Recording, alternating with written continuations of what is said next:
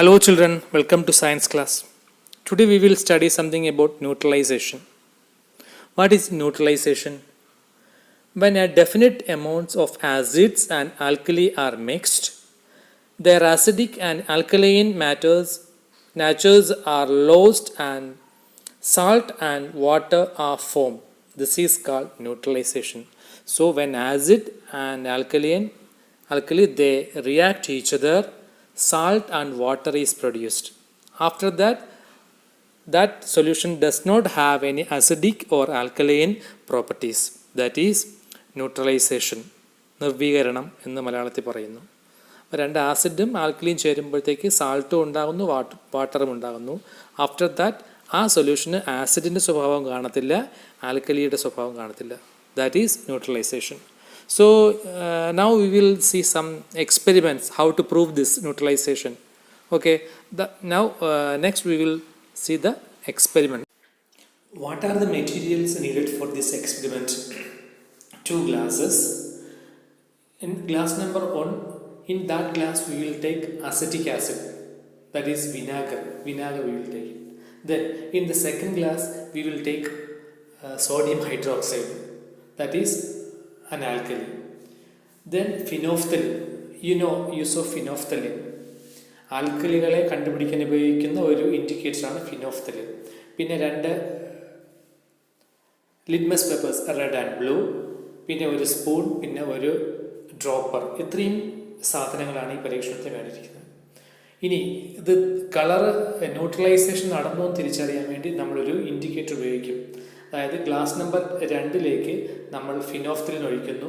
അപ്പോൾ ഫിനോഫ്തലിൻ്റെ കളർ, ആ ആൽക്കലിയുടെ കളർ മാറി പിങ്ക് ആവുന്നു. അതിനുശേഷം നാം എന്ത് ചെയ്യണം? ഈ ആസിഡ്, അതായത് അസറ്റിക് ആസിഡ് ഈ ഡ്രോപ്പറിലെടുത്ത് ഈ ആൽക്കലിയും ഇൻഡിക്കേറ്ററും അടങ്ങിയ ഗ്ലാസ്സിലേക്ക് ഡ്രോപ്പ് ബൈ ഒഴിക്കുകയും ഒഴിക്കുന്ന സമയത്ത് സ്പൂൺ കൊണ്ട് ഇളക്കിക്കൊണ്ടിരിക്കുകയും ചെയ്യുക. കുറച്ച് കഴിഞ്ഞ് ഒരു നിശ്ചിത സമയം കഴിയുമ്പോൾ എന്ത് ചെയ്യുന്നു? ഈ ഗ്ലാസ്സിലെ നിറം, പിങ്ക് നിറം എന്ത് ചെയ്യുന്നു? അത് പതുക്കെ കുറഞ്ഞ് ഫെയ്ഡ് ചെയ്ത് അവസാനം കളറില്ലാത്ത അവസ്ഥയെത്തുന്നു. ആ കളറില്ലാത്ത അവസ്ഥയാണ് ന്യൂട്രലൈസേഷൻ. അവിടെ ആസിഡും ആ ആൽക്കലിയും തമ്മിൽ പ്രവർത്തിച്ച് സാൾട്ടും വാട്ടറും ഉണ്ടാകുന്നു. ആ സമയത്ത് നമ്മൾ എന്ത് ചെയ്യണം? നമ്മുടെ കയ്യിലുള്ള ബ്ലൂ ലിറ്റ്മസ് ആൻഡ് റെഡ് ലിറ്റ്മസും ആ രണ്ടാമത്തെ ബീക്കറിലേക്ക് വി ഹാവ് ടു ഡിപ്പ്. രണ്ടും മുക്കി നോക്കുമ്പോൾ there is no colour change in the litmus papers. Why? Because that liquid that is neutral, that is not acidic, not alkaline. Alkaline സ്വഭാവവും നഷ്ടപ്പെട്ടു, acidic സ്വഭാവവും നഷ്ടപ്പെട്ടു അല്ലേ? ഇപ്പം ന്യൂട്രലായി. ഇനി അതിൻ്റെ ചെറിയൊരു വെള്ള കളർ ഉള്ളത് ഈ സാൾട്ട് ഫോം ചെയ്യുന്നതുകൊണ്ടാണ് ചെറിയൊരു വെള്ള കളർ ഉണ്ടാകുന്നത്. So this is the neutralization. മനസ്സിലായല്ലോ? When acids and alkali reacts to form salt and water, then that solution is not acidic or alkaline, it is neutral. Okay, next we will see what is pH value of liquids. pH value means potential hydrogen or power of hydrogen, allayale concentration of hydrogen. This is what is meant by pH value. So that's the pH paper is there. When we dip that paper into some alkali or acid, see there is a chart, a paper chart is there. It is in that chart it is mentioned which is acidic and which is alkaline. See 4, 5, 6, that is yellow, grey, orange and red. This shows it is acid. Then 7, pH 7, if pH 7 is, it is neutral. Neutral means not acidic, not alkaline. If it is above 8 and between 10, 8, 9, 10, green, blue, dark blue, these colors if shown, it is known as base. So there is another chart is there about the intensity or concentration of acidity. So this is pH value. If pH value is 7, it is neutral, that is drinking water. Pure drinking water's pH value is 7. If it comes down 6, 5, 6, 4 like that, then it will be acidic. Then if it's above 7, that is 8, 9, 10, it is base or alkali. Okay. In the field of agriculture, കൃഷി ചെയ്യുന്ന സമയത്തും ഈ P H value is very important. We have to find out the P H value of soil. If the pH value or the soil is acidic, we have to make it alkaline. If it is more alkaline, we have to cut down that into normal alkaline nature. Okay, so how we can find it? We will take the field. From the field, we will take the soil mixed with water. Then first we will allow to settle down sedimentation. Then the clear water is taken. Then the pH paper is dipped into that.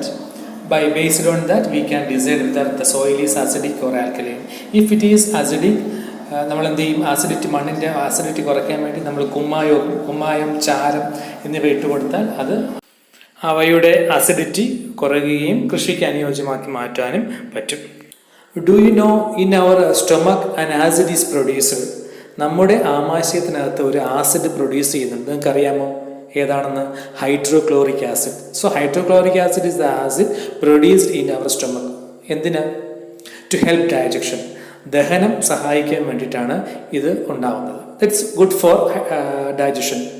But if we don't have a good feeding system, നമ്മൾ കൃത്യസമയത്തിൽ ആഹാരവും വെള്ളവും ഒന്നും കഴിക്കാത്ത ആളാണെങ്കിൽ it causes damages to our stomach. നമ്മുടെ ആമാശയത്തിൽ അസുഖങ്ങൾ ഉണ്ടാക്കും. നിങ്ങൾ കേട്ടിട്ടുണ്ടായിരിക്കും അൾസർ, കുടൽപുണ്ണ് എന്നൊക്കെ പറയുന്ന സാധനം ഉണ്ടാകുന്നത് ഈ ഹൈഡ്രോക്ലോറിക് ആസിഡ് പ്രവർത്തിക്കുന്നതുകൊണ്ടാണ്. ഹൈഡ്രോക്ലോറിക് ആസിഡ് എന്തിനാണ്? To digest food. കൃത്യസമയത്ത് ആഹാരം ചെന്നില്ല, ആമാശയത്തിനകത്ത് വെള്ളവും ചെന്നില്ല, ആഹാരവും ചെന്നില്ല. ഹൈഡ്രോക്ലോറിക് ആസിഡ് എന്ത് ചെയ്യും?